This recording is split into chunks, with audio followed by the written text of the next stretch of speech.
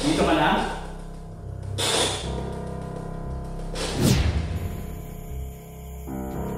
Yan, dyan siya nakikita.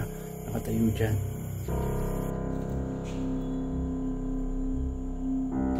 Iniiwasan nila yung mga gano'n, yung mga maligno. Yan yun.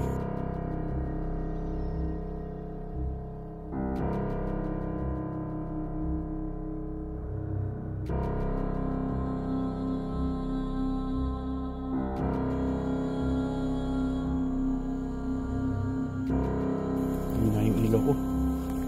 Tingnan. Back. Nakita sa kanya. Parang mistisa sa babae.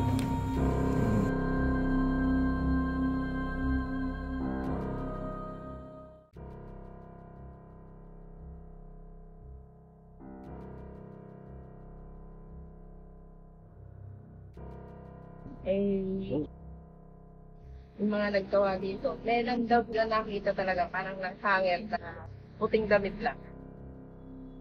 Isang bahay ang pinuntahan ng aming team para siyasatin ang bumabalot ng kababalaghan sa loob nito. Itinayo nung dekada 90 ng may-ari, ngunit agad itong naabandona sa di masabing dahilan. Yung isang matanda na rin namatay mo dyan, sa tiya kaibigan daw niya yun eh. Kapre? Oo, pinangalanan pa.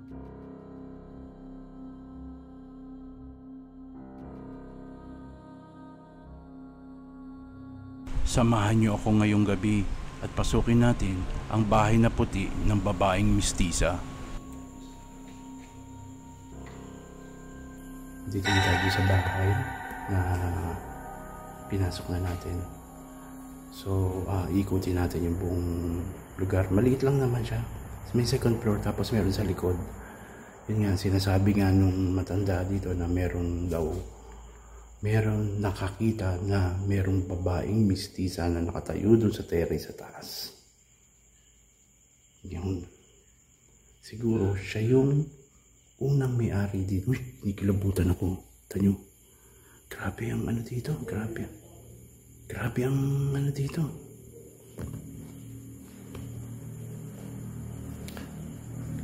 Maliit lang eh. Maliit lang siya oh.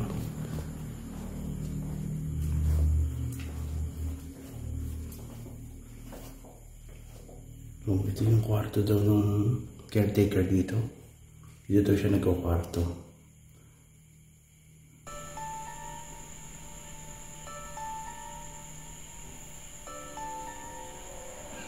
Pagpasok ko sa kwarto, ito ang bumungad sa akin. Lagyan mo ng krus.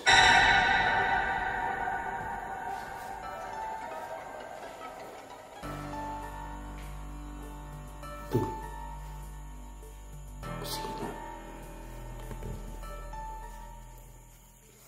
Kusina. Saan to?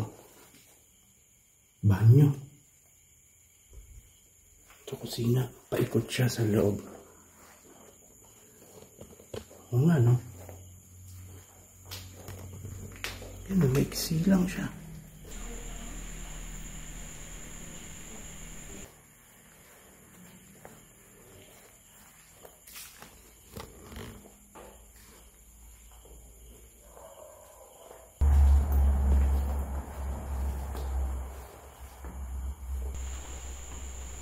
Sila.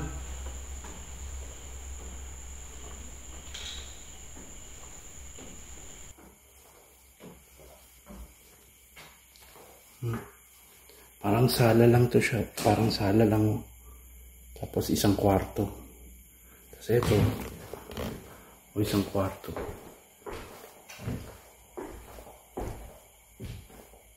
Damit na matanda. Tapos bathroom. Dito siya natutulog yun. Yung kumot. Aunan.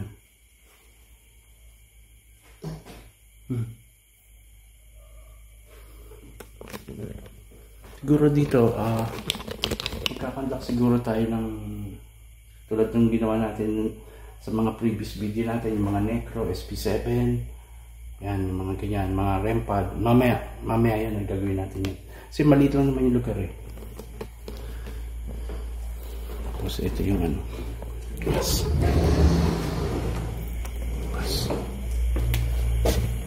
Ayan. Palabas to eh.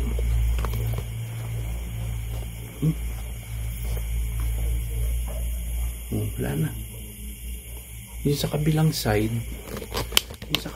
nandun daw yung babaeng mistisa na nagpapakita dito. Yung marami nakakita ha.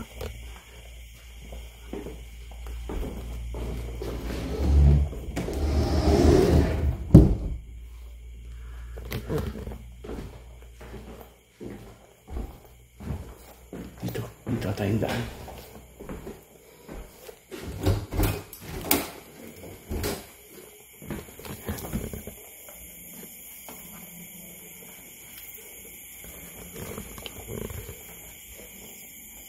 Yan, dyan siya nakikita, nakatayo dyan. May white lady daw kasi daw dito eh. Ganun. Alala kasi ito yung tao eh. Pero ang laki sa kanya riyan, napakita sa kanya, parang mistisa na babae. Ang creepy dito, guys. Maliit lang talaga siya, wala siyang masyadong maikutan. Kasi sa likod naman, mapuno na, madamo. Alam mo naman sabi nung ano dito, mayroon ng may ahas. Kaya ginaguide nila kami.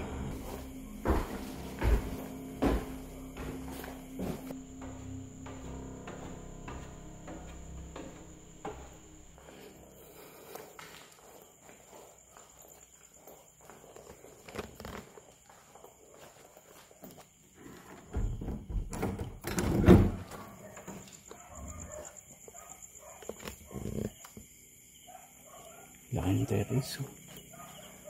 Oh, ang laki. Isang anino ang biglang rumistro sa ating camera na bigla ding nawala pakaliwa. Diyan lang talaga tumatawid dyan sa may kalsada. Malaking anino dami. Yan, ito daw yung malaking puno na hindi nila magalaw-galaw.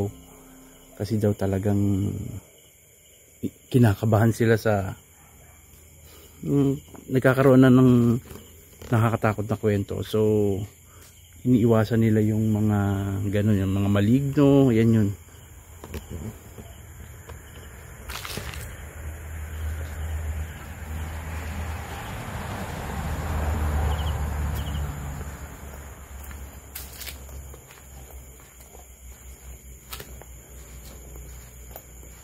Uy, mina yung ilaw ko.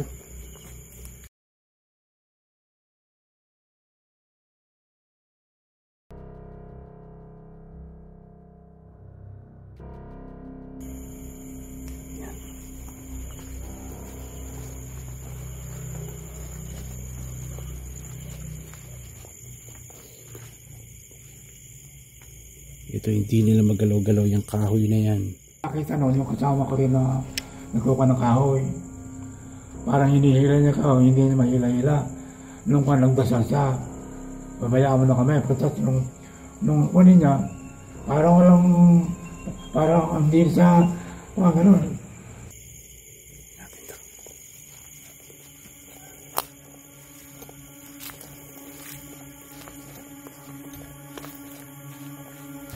Habang palapit ako ng palapit sa bahay na ito, at ito ang nangyari. Uy, hindi nga yung ilaw ko. Hindi nga. Biglang humina ang aking dalang flashlight na sanhi na ako'y biglang kinilabutan. Hindi nga.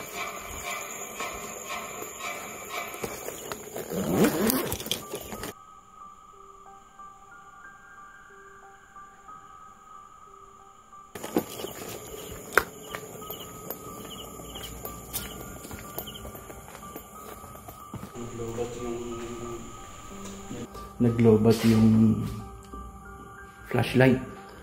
Mahihirapan tayo dyan. So, magpapalit lang ako ng battery.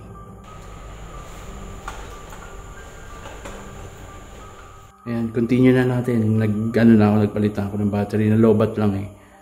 Alam mo naman, madilip sa likod. Try na natin.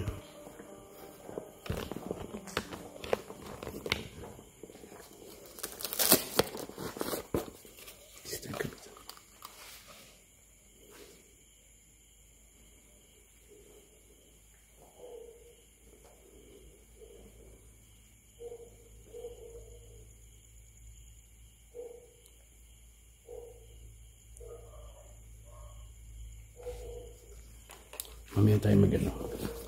Mamaya tayo mag-EMF.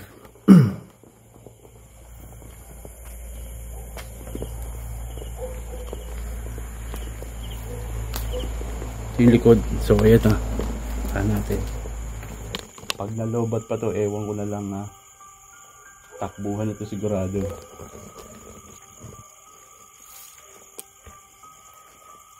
Uy, lamig. Lamig.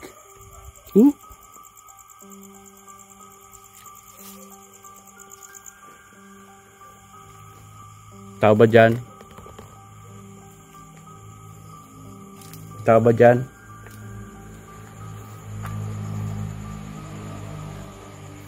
Delikado na dito ah.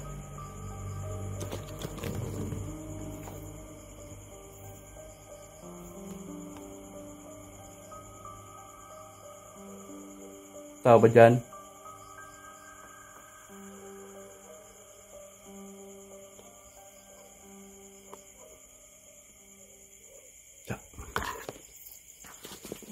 Uy.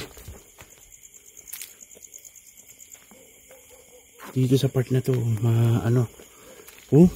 dito sa daan na to, masyadong creepy. Nakataas ang balahibo, Grabe,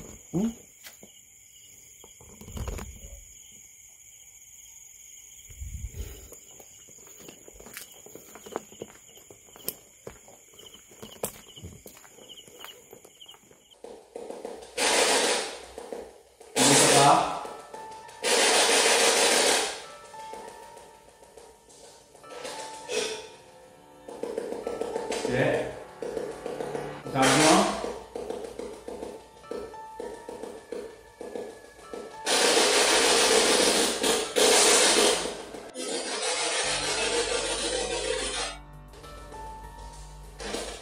Ang pangalan mo?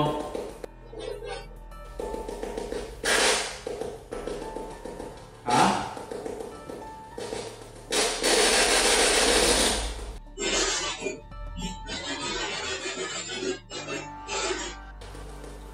Anong pangalan mo? Meron akong gadget dito. Pwede mo itong lapitan. Para malaman ko na nandito pa.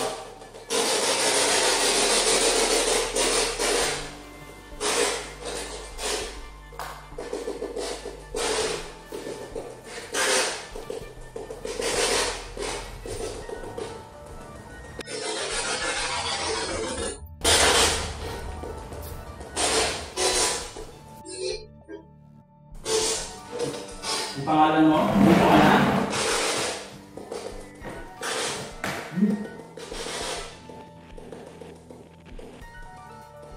Dito ka na?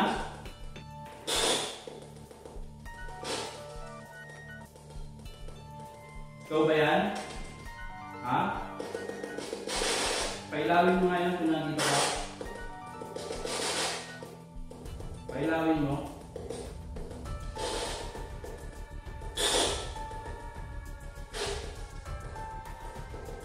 Okay lang ba nandito ako?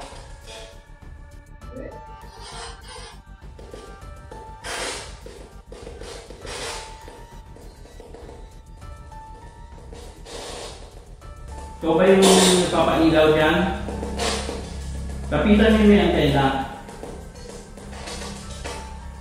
Pinaririnig ako yung ibang nagsasalita dito sa mga.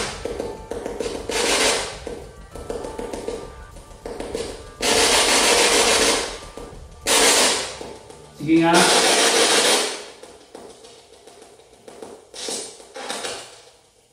Lapitan mo nga yung EMF ko o yung may antena, pailawin mo. Kung nandito ka. Ikaw ba yung papailaw dito?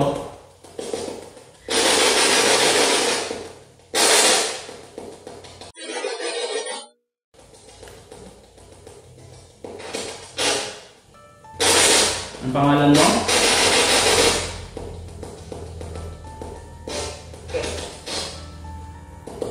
Lalaki ka ba? Lalaki ka? Babae? Babae? Okay lang ba nandito ako? Pwede ba kitang makausap?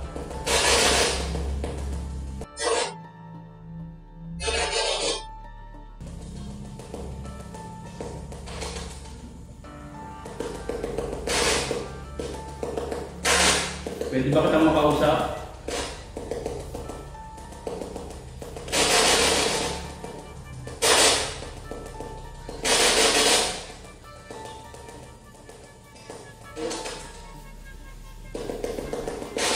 Nandito ka pa?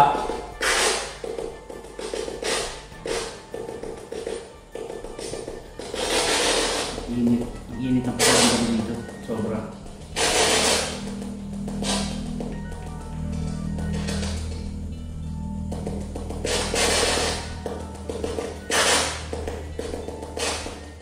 Hindi ka bang magparamdam? Gumawa ka ng ingay? Gumawa ka ng ingay? O mag-tap ka lang sa pader, sa bubong, sa sahig. Ano?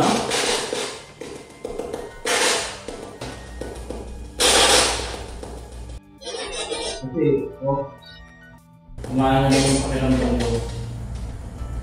Guys, may hihilabutan ako. Malamig na. Kanina mainit eh, parang biglang lumamig.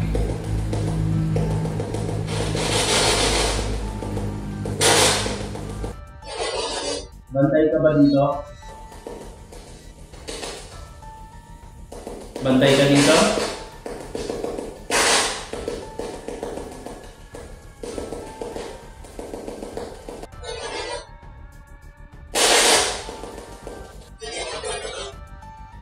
Napagpasyahan kong itigil muna ang EVP session. Medyo nanghihina na ako na parang drain na drain ang energy ko. Papahinga lang ako saglit. Babalikan natin yung investigation natin. Medyo maano na siya, konti pumipitik yung EMF. Pero yung REM pad natin hindi pa gumagalaw. Wala pang alarm na nangyayari. Pero sa EMF, tsaka siguro re-review natin yung ano ng SB7. Yung mga sagot niya siguro. So paano babalikan ko? Papahinga lang ako saglit. Mga white lady po po. Saan niyo nakita? Diyan po sa Balete rin po sa Mayipur. Ando. Opo. Sa Capri po. Nung nakaraan po yung kasama po namin sila, nantay pa namin yung Capri. Lumipad na po na. Talaga bang nakakakita kayo? Ayan, dyan na natapos ang ating video. Ayan, kasama natin si Adventure Duck, si Joe's File, tsaka Mark Mystery. Sinamahan nila kami dito sa isang abandoned na mansion dito sa Pangasinan. So paano? Hanggang sa muli, kita-kita tayo next week. Please subscribe to my channel. Ayan, MJX syempre. Kayo na bahala sa akin. So paano? Kita-kita tayo next week. Bye! Sa ngayon, maraming kwento-kwento ang bumabalot sa bahay na ito na kinakatakutan o iniilaga ng mga taga rito.